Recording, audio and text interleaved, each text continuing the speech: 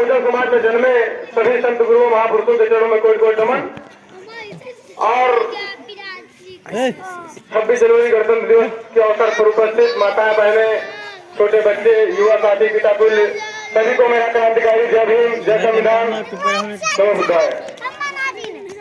आज गणतंत्र दिवस के मौके पर हम बाबा साहब को याद करते हुए कहना चाहेंगे कि ये रुतबा मेरे सर को तेरे संविधान से मिला है, ये रुतबा मेरे सर को तेरे संविधान से मिला है, ये सम्मान भी मुझे तेरे संविधान से मिला है।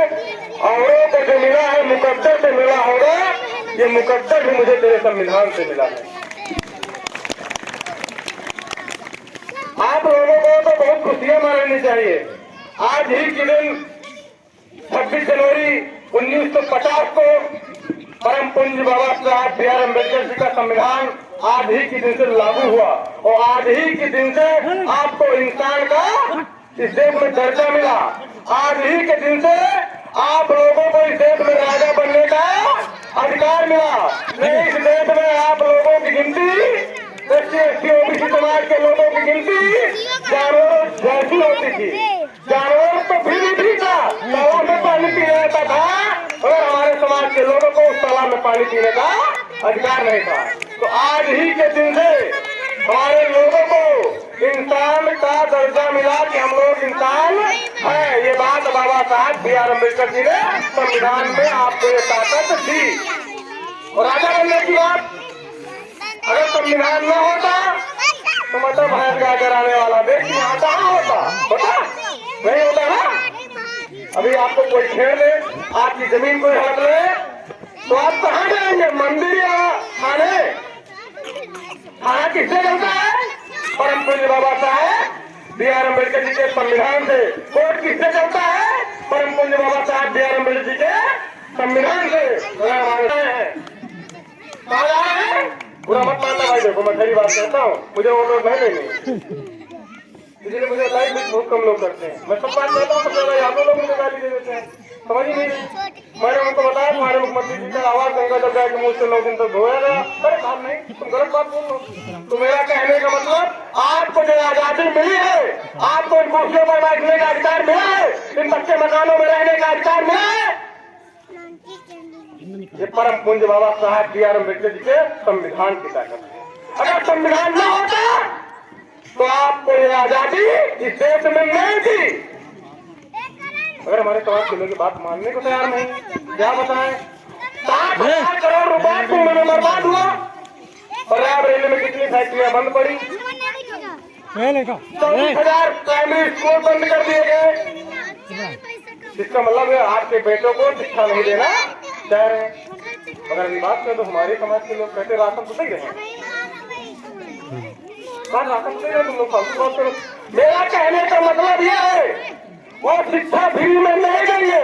वो चाहे नहीं, बालेंद्र जी ने बताया है कि शिक्षा अगर वो दे दिए तो हमारे समाज के बच्चे, हमारे समाज के लोग गोटा स्तर।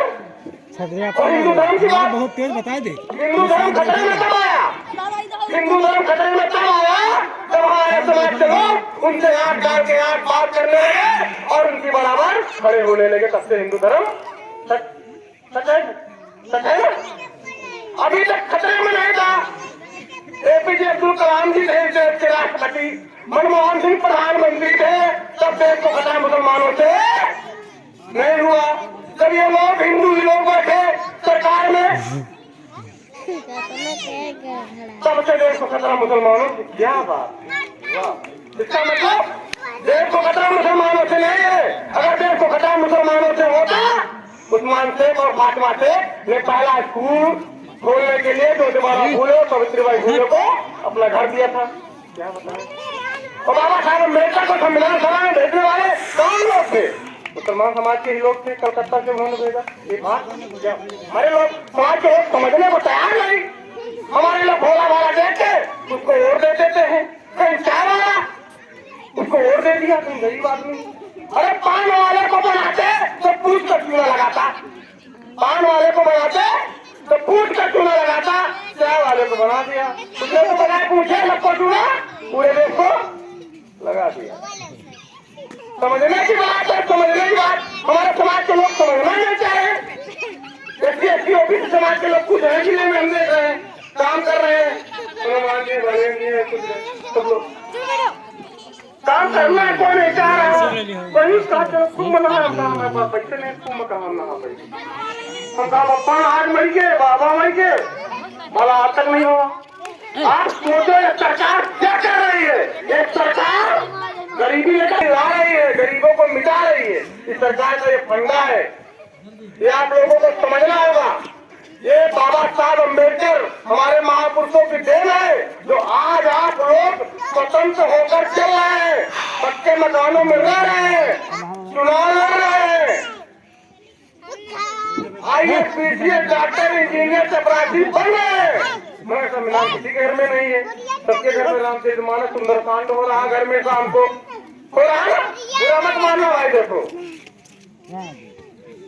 आपको बात मेरी खराब लगेगी, कभी बाबा साहब को इस देश के लोग, हमारे समाज के लोग बाबा साहब को गालियां करके देकर 1989-80 के पहले, मगर वो सौभाग्य काशीराम जी का वो चले तरीके से पंजाब से, धन्य मानता हूँ महापुरुष को, उसने कहा था राजनीति चले न चले, मगर मिशन का काम नहीं रुकना चाहिए, मिशन का काम रुका, तुम्हारे समाज के नेता गायब हो गए, पक्का गायब हो गए ना, आएंगे भी नहीं, क्योंकि डेली एक संगठन बन रहा है, डेली एक नई पार्टी हर जाति की बन रही है, तो इसका मतलब हम लोग ब्राह्मणवादी खुद हैं, पक्का है ना।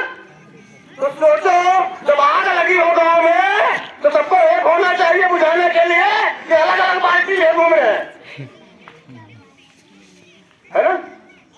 तो इस देश को आग लगी है, संविधान आरक्षण आपका खतरे में है, आपका आरक्षण खत्म हो चुका है, आपका संविधान धीरे धीरे निष्क्रिय हो चुका है। उन्होंने सोचा आपका बेटा डॉक्टर है, बगल का पड़ोसी वो चुटिया वाला, उसकी बहुड़िया करीब खराब है, तो आपके जो बेटे को उसने बुलाया, आपके बेटे ने उसकी बहुड़िया के छाती पर आला रखा, तो उसको दर्द नहीं होगा।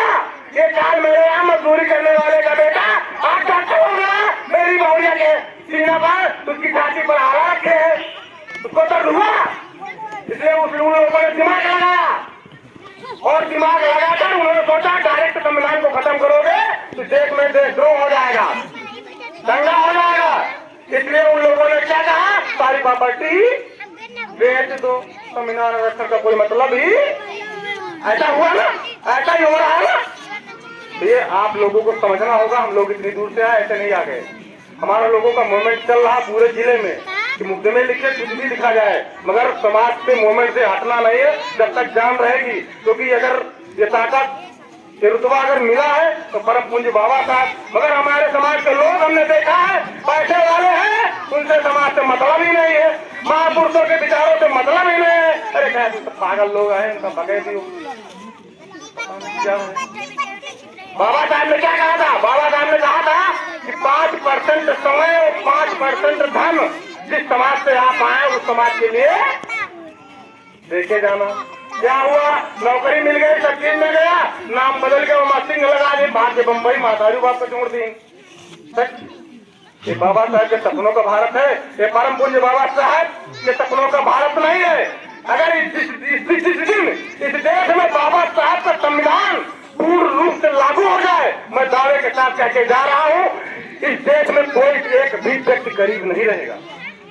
ये बात बाहरी लोगों ने कही है, इस भारत से अगर कोई चीज लेने वाली है तो भारत देश का संविधान, मगर हमारे समाज के लोग, अगर आज वो लोग गद्दी में बैठे हैं, दिल्ली की गद्दी में बैठे हैं, तो उसमें सबसे ज्यादा दोष किसका है, उसमें सबसे ज्यादा दोष ओबीसी समाज के लोगों का है, क्योंकि ओबीसी समाज 60% है। अगर वो एकजुट होता तो वो लोग गद्दी पर आज दिल्ली की नहीं बैठ सकते थे, उनकी हैसियत नहीं थी। इसका मतलब ओबीसी समाज की गलती की वजह से, क्योंकि मनोज काशीराम जी और बाबा साहब अम्बेडकर के पहले समाज को जगाने वाले बैकवर्ड ही महापुरुष तो थे। तथा बुद्ध को देखो, उन्होंने तो घर छोड़ दिया राजा के, कबीरदास जी को देखो, गाड़गे जी को देखो, ललित सिंह यादव जी को पढ़ लो, तो कहने का मतलब हमारे समाज के लोग समझ ही नहीं पाते। जैसे वो साथ दिल्ली की धरती थी तो उनको बिहार का लेनिन कहा जाता था, उनका नारा क्या था, तो हमें 90%